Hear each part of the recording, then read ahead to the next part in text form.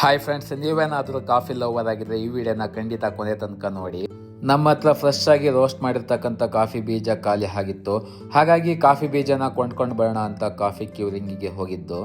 ನಾವು daily ಕುಡಿತಕ್ಕಂಥ coffee ಫಾರ್ಮಿಂದ direct ಕ್ಯೂರಿಂಗಿಗೆ ಬರುತ್ತೆ. ಕ್ಯೂರಿಂದ ನಾವು ಕಾಫಿ ನಮಗೆ ಯಾವ ಗ್ರೇಡ್ ಬೇಕೋ ಆ ಗ್ರೇಡ್ನ ಕಾಫಿನ ಕೊಂಡ್ಕೊಂಡು ರೋಸ್ಟ್ ಮಾಡೋದಕ್ಕೆ ತಗೊಬರ್ತೀವಿ.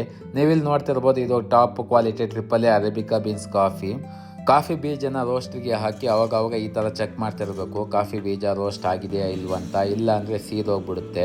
ನೋಡಿ, ಈಗ ಕಾಫಿ ಬೀಜ ಪರ್ಫೆಕ್ಟಾಗಿ ರೋಸ್ಟ್ ಆಗಿದೆ. ನಾವಿಲ್ಲಿ ಬ್ಲ್ಯಾಕ್ ಕಾಫಿ ಮಾಡೋದಕ್ಕೆ ಈ ಒಂದು ಕಾಫಿನ ರೋಸ್ಟ್ ಮಾಡ್ತಾ ಇದ್ದೀವಿ. ನಿಮಗೇನಾದರೂ premium quality triple arabica roasted beans ಮತ್ತು ಬ್ಲ್ಯಾಕ್ ಕಾಫಿ ಬೇಕಿದ್ರೆ ನೀವು ನಮ್ಮ ವೆಬ್ಸೈಟು coffeego.in ಪರ್ಚೇಸ್ ಮಾಡ್ಬೋದು.